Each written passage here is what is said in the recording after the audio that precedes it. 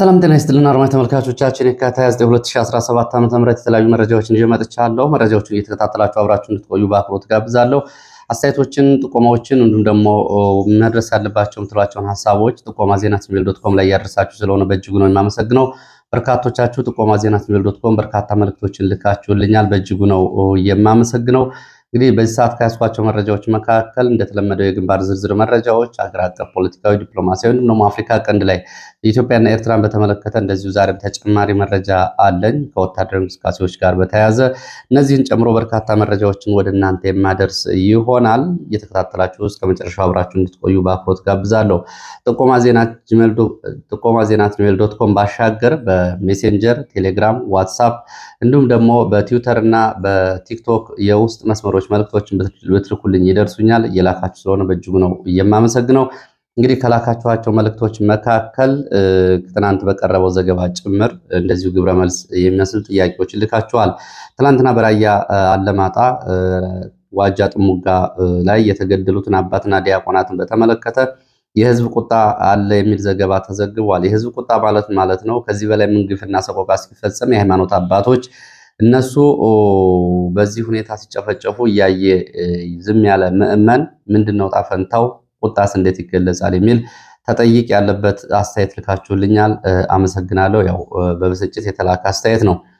ሌላው ፋኖ ሎጂስቲክስ ሲማረክ የሚወስዳቸው ጥንቃቄዎች አሉ ወይ በሚል ጥያቄ ልካችሁልኛል። ያው እንግዲህ ፋኖ በወታደራዊ ልምድ በተለያዩ መንገዶች በርካታ ወታደራዊ ልምድ ያላቸው ሰዎች አብረውት ያሉ ፋኖም በትግል ላይ ወታደራዊ እና እንደዚሁ ደግሞ የደህንነት ጉዳዮችን እያዳበረ የመጣ ስለሆነ እንግዲህ ይህንን ያደርጋል ብዬ አስባለሁ። እኔም ስጋታችሁ ትክክል ነው። ያው ደግሞ ለሚደርሳቸው በመንገድ ለነሱ መልእክቱን ማድረስም ይገባል።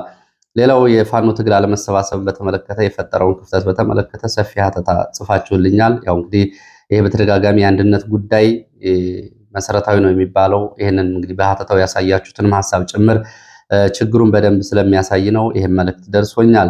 ሌላው አብይ አህመድና ኤርትራ ጦርነት ይገባሉ የሚለውን ጉዳይ በተመለከተ ይሄ ከፋኖ ትግል ጋር በተያያዘ የሚኖረውን አንድምታ በተያያዘ እና በተለይ ከወታደራዊ ስምሪት አንጻር ይህንን በተመለከተ ትላንትና በሰጠሁት አስተያየት ላይ እንደዚሁ አስተያየት ሰጥታችኋል። እሱም ተመልክቼዋለሁ። ተቋማዊ ያልሆነ ትግል ላለፉት 35 ዓመታት ያስከፈለውን አጠቃላይ የፖለቲካ ምስቅልቅል በተመለከተ ደግሞ ለዚሁ እንግዲህ ማሳያዎችን ጭምር በማካተት በርካታ ሀሳቦች ተካተቱበት ጽሁፍ ልካችሁልኛል። ለዚህም አመሰግናለሁ። እንግዲህ በ35 ዓመታት ያለ ተቋማት የተደረጉ ትግሎችና ትግሉ ደግሞ በተቋማት ባለመገለጹ ከዲሞክራሲ፣ ከእኩልነት፣ ከፍትህ ተለይቶ በተለየ መንገድ እንዲፈረጅ ስለመደረጉም ጭምር የሚገልጽ ልካችሁልኛል። በእጅጉ ነው የማመሰግነው። ከመልእክቶቹ መካከል ግን አባቱ በግፍ የተገደለበት ልጅ ለአባቱ የጻፈውን የስንብት ደብዳቤ ወደ እናንተ የሚያቀርብላችሁ ይሆናል። በተለያዩ አካባቢ በንጹሐን ላይ የሚፈጸመውን ግፍና ሰቆቃ የሚያሳይ ነው። እንግዲህ ይህንን ደብዳቤ የጻፈው አባቱ በወታደሮች የተገደለበት አንድ ወጣት የአባቱን ስንብት በዚህ መንገድ ጽፏል። ብዙዎቹ እንግዲህ እየተገደሉ ያሉ ንጹሐንና አርሶ አደሮች በምን ሁኔታ እየተገደሉ እንደሆነ ማሳያ ነው የሚሆነው። አባቴ ነፍስ በሰላም ትረፍ ይላል ስንብት ጽሁፉ። ፈጣሪ ነፍስን ከደጋጎቹ ጎን ያሳርፍልኝ፣ አንድ ቀን ተሳክቶልኝ ያሳርፍሃለሁ፣ እኔም ህልሜን አሳካለሁ ብዬ ሁሌ እንደተመኘሁ እንደተጨነቅኩ አንተም ሳላስደስትህ የራሴን ኑሮ ሳልኖር ይሄው ጨካኞች በፍጹም ባላሰብኩት ሰዓት እና ሁኔታ አንድ ለእናቱ አንድ የቀረው ልጅሽ በዚህ መልክ ሲገደል እንኳን አላየሽ አልሰማሽ እማማ የነበረው የአባቴን ገደሉብኝ ይላል። ብዙ ሰዎች የኔን ዘመዶች፣ ጎረቤቶች፣ አብሮ አደጎች፣ ጓደኞችን ጨምሮ እንደወጡ እንደቀሩ ሰምቻለሁ፣ አውቃለሁ። የሁሉም ነፍስ ይማር። አንገበገበኝ። ይሄ ለእኔ ፍጹም ልቀበለው የማልችለው ሀዘን ነው የሆነብኝ። በህይወታችሁ ውስጥ ከባድ ሀዘን የደረሰባችሁ ሰዎች እንዴት አሳልፋችሁት ይሆን? ሀቀኛ እውነተኛና የዋህ ነው። በማለዳው መሬቱ በግፍ በመወሰዱ ለፍቶ ጥሮ ግሮ ነው ልጆቹን ያሳደገውና ያስተማረው። ለራሱ አልኖረም ነበር፣ አርፎም አያውቅም ነበረ። በዚህ አጋጣሚ ማን ገደለው? ለምን ተገደለ? የመሳሰሉ ጥያቄዎች መነሳታቸው አይቀርምና በአጭሩ ልንገራችሁ ይላል። አባቴን የገደለው መከላከያ ነው። አባቴ ሲሰርቅ ተይዞ ወይም ሲዋጋ ተይዞ ተማርኮ አሊያም በተባራሪ ጥይት አይደለም የተገደለው። ከቤት ወስደው ካሰሩት በኋላ ነው የገደሉት። ነገሩ እንደዚህ ነው። አባቴ ቤት ፊት ለፊት በሚገኝ አንድ ጊዮርጊስ ቤተክርስቲያን ቅጥር ግቢ ልል የቻልሁት የቤተክርስቲያን አዳራሽ የተጠቀሙበት ስለሆነ እኔም በአይኔ ስላየሁኝ ነው። የመከላከያ ካምፕ አለና በዚህ ካምፕ ውስጥ አንድ የመከላከያ አባል ዕቃ ለመግዛት በግምት ከአባቴ ቤት በ70 ሜትር ርቀት ላይ ከሚገኝ አንድ የሸቀጣሸቀጥ ሱቅ በሚመጣበት ጊዜ ባልታወቁ ኃይሎች ይገደላል። በዚህ የተበሳጩ የመከላከያ አባላት የሟቹ ጓደኛቸውን አስክሬን አንስተው ከወሰዱ በኋላ እንደገና ተመልሰው በመምጣት ያንን የሸቀጣሸቀጥ ሱቅ በእሳት ያያይዙታል። ይህ ሁሉ ሲሆን አባቴ ምንም አይነት መረጃ የለውም። ከዚህ በኋላ አንድ ጎረቤታችን እቤት ድረስ መጥቶ ቆጣሪውን አጥፋልን፣ መብራት የተሳበው ከአባቴ ቤት ስለነበረ እሳት ተነስቶ ነው ትለዋለች። አባቴም በድንጋጤ ቆጣሪውን አጥፍቶ እሳቱን ሊያጠፋላቸው ይሄዳል። በዚህ መሃል እሳት ለማጥፋት የወጡትን ሰዎች ሰብስበው ወሰዷቸው፣ አሰሯቸው። ካሰሯቸው ሰዎች መካከል የተወሰኑትን የለቀቋቸው ቢሆንም አባቴንና አቶ ተስፋዬን የተባሉ አንድ ሌላ ጎረቤታችን ለይተው በማስቀረት በድብደባ ክፉኛ ካሰቃዩቸው በኋላ በግፍ ገደሏቸው። ቤተሰብን ከማንገላታታቸው በላይ አስክሬናቸውንም ሳይሰጡን ቀሩ። እውነታው ይሄ ነው። አባቴ በፍጹም ይሄ አይገባውም ነበር።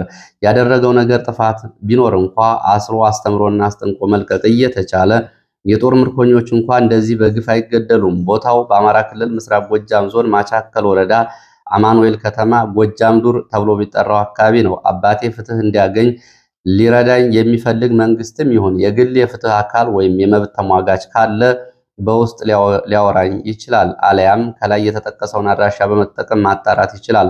በመጨረሻም በደረሰብኝ ድንገተኛ ሐዘን ከጎኔ ለነበራችሁ ላጽናናችሁኝና ለረዳችሁኝ በእግዚአብሔር ስም እያመሰገንኩኝ በአካልም ሆነ በስልክ እኔን ለማግኘት ሞክራችሁ ያልተሳካላችሁ ዘመዶቼ፣ ወዳጅ ጓደኞቼ እንዲሁ እንግዲህ ይህንን ችግር ተገንዘቡልኝ ይላል። እንግዲህ አባቱ በግፍ የተገደለበት ወጣት የጻፈው የስንብት ደብዳቤ ነው። በብዙ አካባቢዎች እንግዲህ አርሶ አደሮች በምን ሁኔታ እየተገደሉ እንደሆነ የሚያሳይ ነው። ይሄ የአንድ ሰው ነጠላ ታሪክ ቢመስልም አሁን በአማራ ክልል በተለያዩ አካባቢዎች ከጦርነቱ ጋር በተያያዘ በርካታ አርሶ አደሮች በዚህ ሁኔታ እየተጨፈጨፉ ነው የሚገኙት። የዚህ እንግዲህ ይህንን የስንብት ደብዳቤ የጻፈው ማሳያ የሚሆነው ለብዙዎቹ ነው። ይኸው እንግዲህ ወደ እናንተ ደርሷል። ሌላው የችሎት መረጃ ነው። እንግዲህ ከዚህ ቀጥሎ የማቀርብላችሁ የችሎት መረጃ አስቂኝ የሆነው የፍርድ ቤት ውሎ እየሄደ ያለው በተለይ እነ ዶክተር ቴዎድሮስ ኃይለማርያም፣ እነ እስክንድር ሽፈራው፣ እነ አሮን ትርፌ፣ እነ ህይወት አለማየሁና እነ ብርሃኑ ስለሽ ላይ እየተደረገ ያለው የፍርድ ቤቱና የዳኞቹ ድራማ በእጅጉ አስቂኝ ነው ተብሏል። ዳኞቹ በድራማ የታጀበ ምላሽ ሰጥተዋል። ትናንትና የተከሳሾች መዝገብ ጠፍቶብናል የሚል ነው እንግዲህ የተሰጠው ምላሽ። ለተከሳሾች ይሄ ነው የተነገራቸው። ተከሳሾች ከማረሚያ ቤት ፍርድ ቤት ከቀረቡ በኋላ ዳኞቹ ተሰይመው የመሃል ዳኛው ዳኛ ፈይሳ በዳዳ እና የግራና የቀኝ ዳኞች በተቀመጡበት መዝገብ ጠፍቷል የሚል ነው ለተከሳሾቹ የተነገራቸው። የመሃል ዳኛ ፈይሳ በዳዳ የመዝገብ ቤት ሰራተኞችን ሲሳደቡ ለትዝብት ተመልክተናል የሚሉት የመረጃ ምንጮቹ መዝገቡ የተገኘ እንደሆነ ተብሎ ለቀጣዩ ለመጋቢት 1 2017 ተቀጥሯል።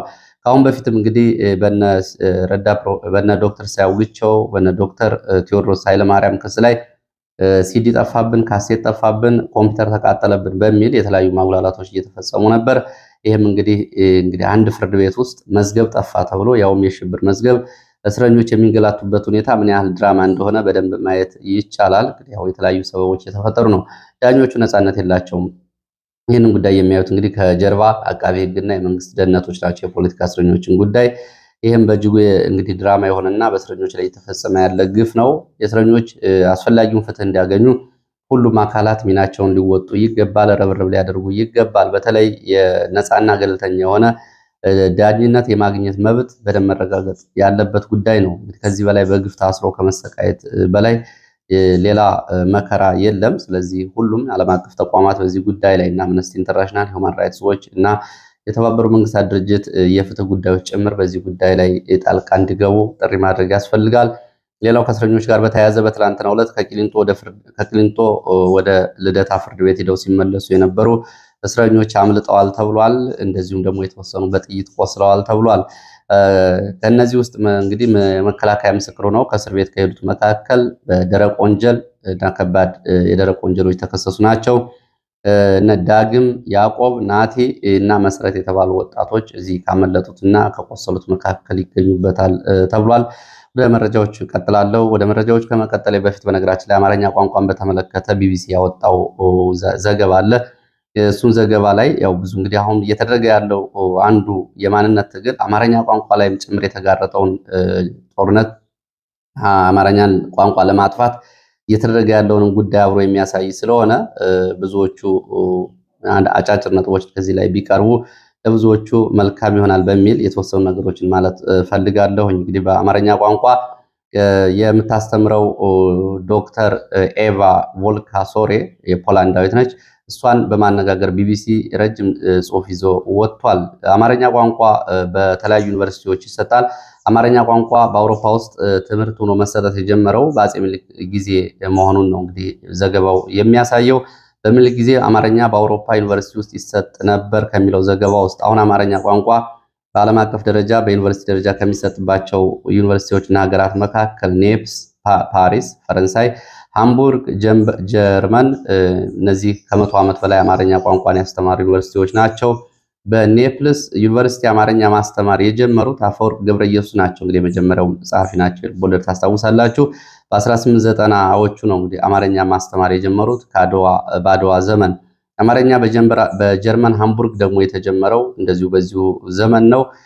ከ105 ዓመታት በፊት አማርኛ ቋንቋ በአውሮፓ ውስጥ ይሰጣል። አሁን በኢትዮጵያ ውስጥ ያሉ ዩኒቨርሲቲዎች እንግዲህ አማርኛ ቋንቋን በጥላትነት በመፈረጅ እንደዚሁ ከፖለቲካዊ ትርፍ አንጻር አማርኛ ቋንቋ እንዲዳከም እያደረጉ ያለው ጥረት ሲታይ፣ በአውሮፓ ውስጥ ደግሞ አማርኛ ከ105 ዓመታት በፊት ጀምሮ በዩኒቨርሲቲ ይሰጥ እንደነበር የሚያሳዩ መረጃዎች ሲወጡ ያው ጉዳዩ እንግዲህ ባለቤት እና የኃይል ንጥቂያን በተመለከተ ብዙ ነገሮችን የሚያሳይ ነው።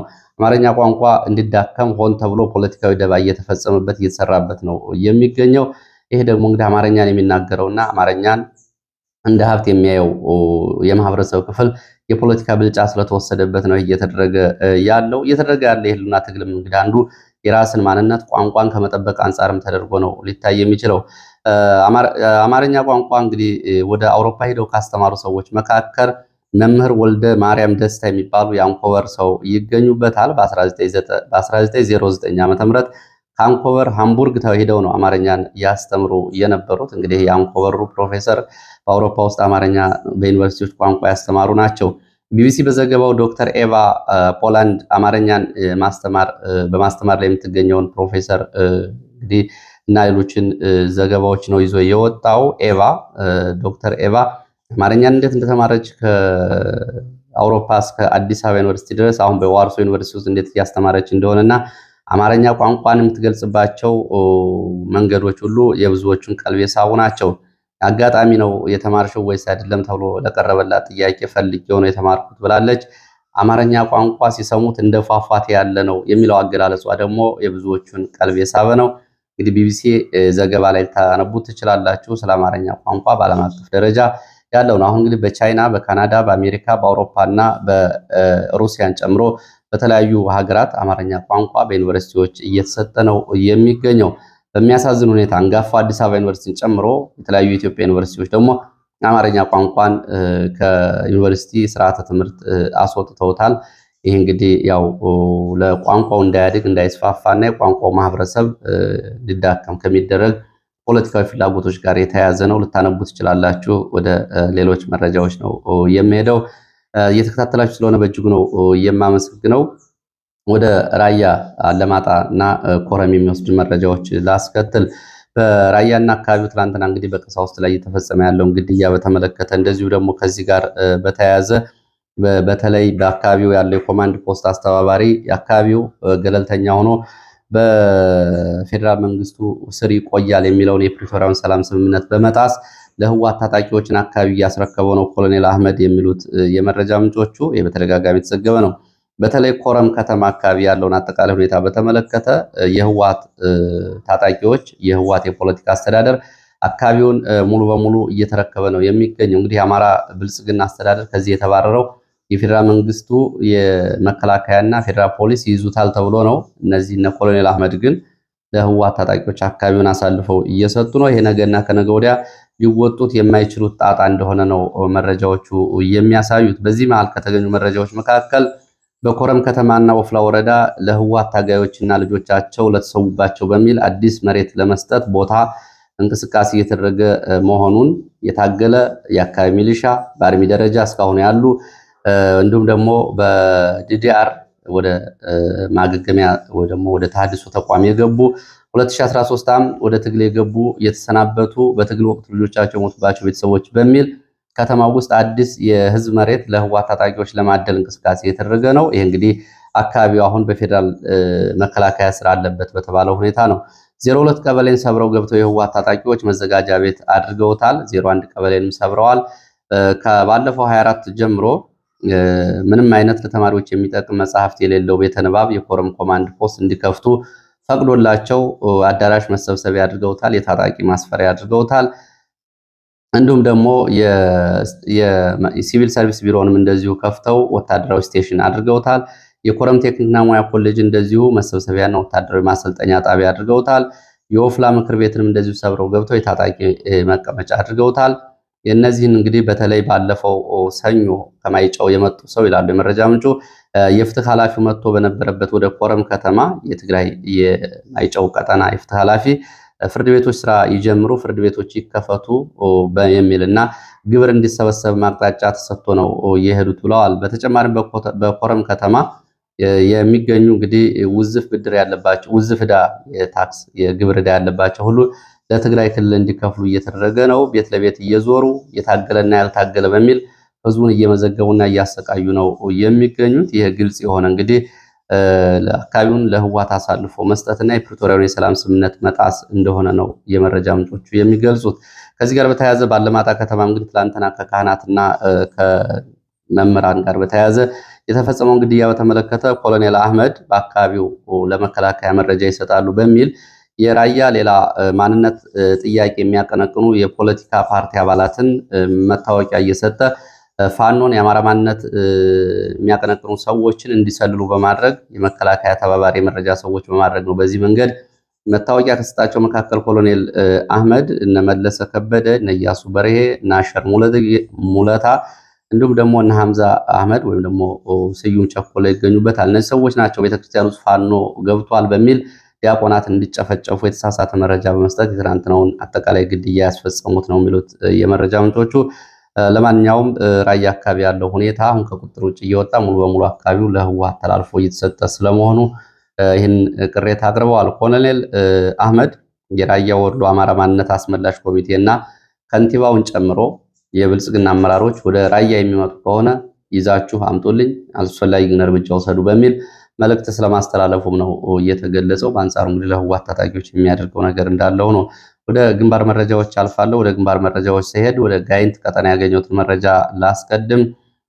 በታች ጋይንት ዛሬ ረፋድ ሁለት የፖሊስ አባላት ተገድለው መሳሪያቸው በፋኖ ተነጥቀዋል ተብሏል። ከቤተ ክርስቲያን ሲመለሱ እንደዚሁ እንግዲህ በጥይት አይደለም በዱላ ተደብድበው ነው መሳሪያቸውን የተነጠቁት ተብሏል። እንግዲህ የወንጀል ምርመራ ኃላፊ ጨምሮ ሌላ የፖሊስ ባልደረባም ስለመገደላቸው የመረጃ ምንጮቹ ገልጸዋል። በዚሁ ቀጠና ጋይንት ቀጠና ሰዴሙጃ ሮቢት የካቲት 27 2017 ዓ.ም ሌሊት ላይ በሚሊሻ ካምፕ ላይ ከተማ ውስጥ በተፈጸመ ድንገተኛ ጥቃት 3 የሚሊሻ አባላት ሲሞቱ 2 በጽኑ ቆስለዋል ተብሏል። በተመሳሳይ ላይ ጋይንት ነገላ ዛጎች ሰኞ ገበያ የነበረው የመንግስት ኃይል አካባቢውን ለቆ ወጥቷል ተብሏል። ወደ አንድ ማዕከል ተሰብስቧል። በዚህ አካባቢ ለ9 ቀናት ሲደረግ የነበረው ውጊያም ቆሟል ነው የተባለው።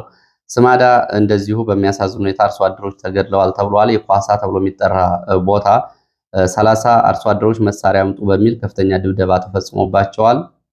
ከነዚህ ውስጥ ደግሞ 5ቱ ተገድለዋል ነው የተባለው። መሳሪያ አይሰጥም ያሉ አርሶ አደሮች እንግዲህ ያው በግላቸው የገዙትን መሳሪያ ጭምር አርሶ አደሮች ፋኖን ትደግፋላችሁ በሚል መሳሪያ ትጥቃቸውን እያስወረዱ ነው የሚገኙት። ከዚህ ጋር በተያያዘ ነው ግድያ የተፈጸመው። በተመሳሳይ በዚሁ ነፋስ መውጫ ላይ ጋይንት ነፋስ መውጫ ከተማ የፋኖ ቤተሰቦች ናችሁ በሚል መኖሪያ ቤቶች እየታሸጉ ህፃናት ወደ ጎዳና እንዲወጡ እየተደረጉ ነው። የፋኖ ልጆች ናችሁ በሚል ቤታቸው ታሽጎ ከተባረሩት ውስጥ እንግዲህ የአንበሳው ጋይንት ክፍለ ጦር ቃል አቀባይ ሻምበል ተስፋ ቤተሰቦችና 4 ህፃናት ልጆች ጎዳና ላይ እንዲወርቁ ተደርገዋል ተብሏል። ወደ ባህር ዳር ዙሪያ ስንመጣ ባህር ዳር ዙሪያ ሸዋ መንደር እና ዳና ማርያም ተብሎ የሚጠሩ አካባቢ ትላንትና ሙሉ ቀን ውጊያ ሲደረግ ነው የዋለው። የዚህ ውጊያ መነሻ የመንግስት ኃይሎች ወይ በአካባቢ የሚገኘው የፋኖ አደረጃጀቶችን ከበባ ውስጥ ለማስገባት ያደረጉትን እንቅስቃሴ ተከትሎ በተሰጠ አጸፋ የተቀሰቀሰ ውጊያ ነው። በዚህ ውጊያ ከፍተኛ ጉዳት ደርሷል ነው የተባለው። እንግዲህ በጉዳቱ ከ27 በላይ መንግስት ወታደሮች ሙት ሲሆኑ ሌሎች ደግሞ ቁስለኛ ሆነዋል ሲሉ የአንደኛ ክፍለ ጦር የአማራ ፋኖ በጎጃም ቃል አቀባይ ገልጿል። በርካታ የሚሊሻ የአድማ ብተናና የመከላከያ አባላት ናቸው ጉዳት ያስተናገዱት ተብሏል። ይሄ ባህር ዳር በቅርብ ርቀት እንግዲህ እየተደረገ ያለ ውጊያ ነው። ወደ ሌሎች መረጃዎች ሲቀጥል ወደ አምባሰልና አካባቢው የሚወስድን መረጃ ላስከትል። አምባሰል ከጎልቦ መገንጠያ እስከ ውጫሌ ድረስ የአምባሰልና የተወለደሬ ሚሊሻዎች በብዛት ዛሬ ስምሪት ወስዶ ሲንቀሳቀሱ ተመልክተናል ተብሏል ብለዋል መረጃ ምንጮች። ምናልባት በዚህ አካባቢ ውጊያ ሊቀሰቀስ ይችላል ሲሉም ስጋታቸውን ገልጸዋል። ሌላው እንግዲህ ከዚህ ከግንባር መረጃዎች ባሻገር በዛሬው ዕለት ከባድ ውጊያ እየተደረጉባቸው ያሉ አካባቢዎች አሉ። ከነዚህ አካባቢዎች መካከል በቋሪት ቀጠና የአማራ ፋኖ በጎጃም የገረመው ወንዳወቅ ብርጌድ እና አረዛው ዳሞት ብርጌድ ብርቱ ውጊያዎችን እያደረጉ ነው የሚገኙት።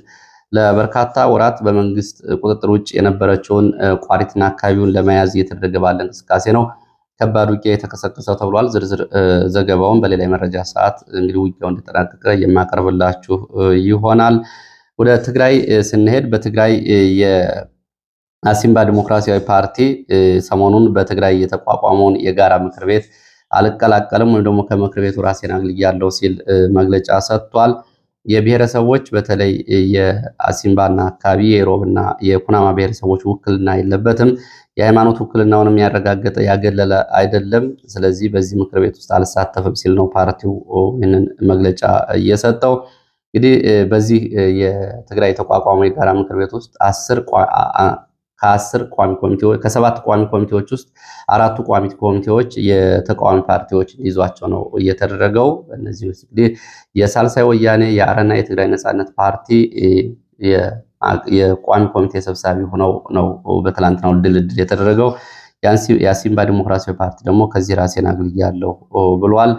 ወደ ሶማሌ ክልል የሚወስደን መረጃ ላስከትል። ሶማሌ ክልል በመንግስት እና በክልሉ መንግስትና በሙስጦፌ መሐመድ በተለይ ሰላም ውይይት እየተደናቀፈብን ነው ሲል የኦጋዴን ነፃ አውጪ ግንባር ከቢቢሲ ሶማሌኛ ጋር ባደረገው ቆይታ ገልጿል። ሊቀመንበሩ አብዱራህማን ማዲ ለቢቢሲ ሶማሌኛ በሰጡት ማብራሪያ 20 ስብሰባዎችን አድርገናል ከሶማሌ ክልል ጋር። በ20ዎቹ ስብሰባዎችም አንድም የተገኘ ለውጥ የለም ነው ያሉት። አባላቱንና ህዝቡን አነጋግረን በቀጣዩ የነጻነት ትግል እንጀምራለን፣ ጦርነት እንጀምራለን የሚልም ጉዳይ አብረው አንስተዋል። የሶማሌ ክልል የኦጋዴን ክልል ተብሎ መጠራት አለበት የሚልም በቃለ ምልልሱ አንድ ጉዳይ አንስተዋል። ምክንያቱም ይላሉ የሶማሌ ጎሳዎች በሶማሌ ክልል ከ20% በላይ ውክልና ወይ ደግሞ ብልጫ የላቸውም። የኦጋዴን ጎሳ ግን የክልሉን 80% ይዞ ሳለ ሶማሌ እየተባለ መጠራት የለበትም። ስለዚህ የሶማሌ ክልል የኦጋዴን ክልል እየተባለ ነው መጠራት ያለበት ብለዋል። በቀጣይ ምርጫ አንሳተፍም ማለታቸውንም እንደዚሁ እንግዲህ በዚሁ በቃለ ምልልሱ ላይ ከነበራቸው ቆይታ ለመመልከት ተችሏል።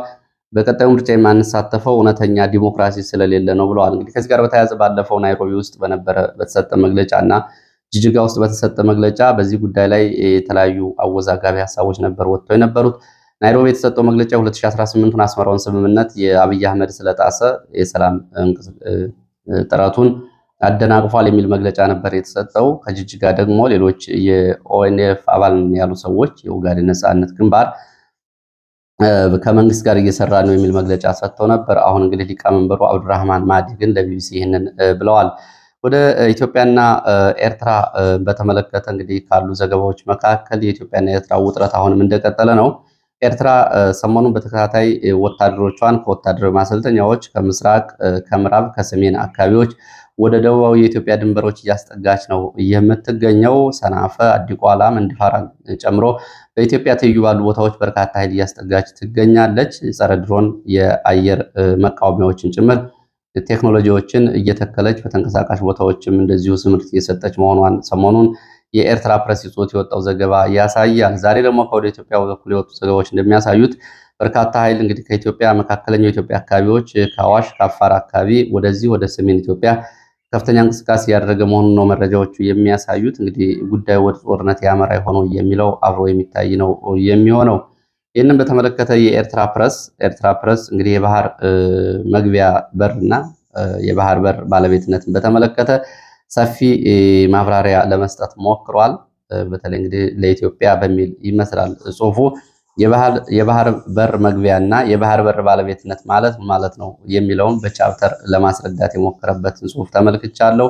ይህም እንግዲህ አሁን በጽሁፍም እንዲሁም ደግሞ በፕሮፓጋንዳ ያለውን ብሽሽቅ የሚያሳይ ነው። በትላንትናው ዕለት የኤርትራ ቃል አቀባይ የማነ ገብረ መስቀል እንደዚሁ እንግዲህ ከዚህ ጋር በተያያዘ በጸረ ኤርትራ ኢንፍሉዌንዛ የተያዙ የፖለቲካ በሽተኞች የሚል ጽሁፍ ማሰራጨታቸው ይታወቃል። ኤርትራ ፕሬስን በተመሳሳይ እንደዚህ አይነት ጽሁፍ ነው እንግዲህ ለኢትዮጵያውያን ባህር በር ማለትና የባህር በር ባለቤትነት ማለት ምን ማለት እንደሆነ ላስረዳችሁ የሚል ጽሁፍ ይዞ የወጣው። ወደ ሌሎች መረጃዎች ስንቀጥል የተፈናቃዮችን በተመለከተ ያለውን ስደተኞች እና ከዚህ ጋር የተባበሩት መንግስታት ድርጅት ያወጣው ዘገባ አለ። ስደተኞች ነው ተፈናቃዮችን አይደለም። ኢትዮጵያን በብዛት አሳፍረው ሲሄዱ ከነበሩ 4 ጀልባዎች ውስጥ አብዛኞቹ ጠፍተዋል ተብሏል። ከጅቡቲ ወደ የመን ሲሄዱ ነው ባህር ላይ የጠፉት። 150 ኢትዮጵያን የያዘች ጀልባ ሙሉ በሙሉ ሰጥማለች። አንድም ለወሬ የተገኘ ሰው የለም ተብሏል። እንግዲህ የአደጋ ጊዜ ሰራተኞችን እየፈለጉ ነው። ከነዚህ ውስጥ እንግዲህ 57ቱ ሴቶች ናቸው ተብሏል። በአሳዛኝ ሁኔታ ነው እንግዲህ ሴቶች እና ኢትዮጵያውያን ስደተኞች ወንዶች በቀይ ባህር ውስጥ ህይወታቸው ያለፈው። ከጅቡቲ ወደ የመን ለመሻገር በህገወጥ መንገድ ሲሞክሩ ነው ህይወታቸው ያለፈው። በነገራችን ላይ ዛሬ ማርች 8 ዓለም አቀፍ የሴቶች ቀን ነው። በኢትዮጵያ ውስጥ እንግዲህ በብርቱ ተሳትፎ የሚታወቁ ሴቶች በአስቸጋሪ ሁኔታ ውስጥ ልጆቻቸውን የሚያሳድጉ ታታሪ እናቶች አጠቃላይ እንኳን ለማርች 8 አደረሳችሁ ማለት ፈልጋለሁ። ወደ ደቡብ ሱዳን የአፍሪካ ቀንድ የሚወስደን መረጃ ላስከትል። ደቡብ ሱዳን በላይኛው የአባይ ተፋሰስ የናይል ግዛት አካባቢ አንድ ወታደራዊ ሄሊኮፕተር ተመቶ ወድቋል። በውስጡ ይዟቸው የነበሩ ጄኔራል እና አብራሪውም ተገድለዋል ተብሏል። የተባበሩት መንግስታት ድርጅት የሰላም ተልዕኮ ይዞ ይንቀሳቀሱ የነበሩ ጄኔራል ናቸው የተገደሉት። ይሄ ጉዳይ እንግዲህ የተባበሩት መንግስታት ድርጅትን አስቆጥቷል። ጉዳዩ በገለልተኛ አካላት እንዲመረመርና ጉዳዩም የጦር ወንጀል ስለሆነ በአስቸኳይ ይፋ እንዲደረግ የተባበሩት መንግስታት ድርጅት ጠይቋል። በዚሁ ቀጠና በላይኛው አባይ ተፋሰስ በሳልቫኪርና በሪክ ማቻር ደጋፊዎች መካከል የተነሳ ግጭት በአስቸኳይ ጣልቃ ተገብቶ ማቆም ካልተቻለ በደቡብ ሱዳን ላይ ከባድ አደጋ ደቅኗል ተብሏል። እንግዲህ ሰሞኑን ጁባ ውስጥ የሪክ ማቻር ቤት መከበብ፣ የሪክ ማቻር የቅርብ ጓደኛ የሆኑ ጀኔራሎች እና የደህንነት ሰዎች ተወስደው መታሰራቸው ይታወቃል። ይህ እንግዲህ በደቡብ ሱዳን አዲስ ውጥረት እየቀሰቀሰ ጉዳይ ነው። እንግዲህ ለሰዓት ያስኳቸው አጫጭር መረጃዎች እነዚህ ነው የሚመስሉት። ስለተከታተላችሁ በእጅጉ አመሰግናለሁ። በሌላ የግንባር መረጃዎች እስከምንገናኝ ድረስ መልካም ጊዜ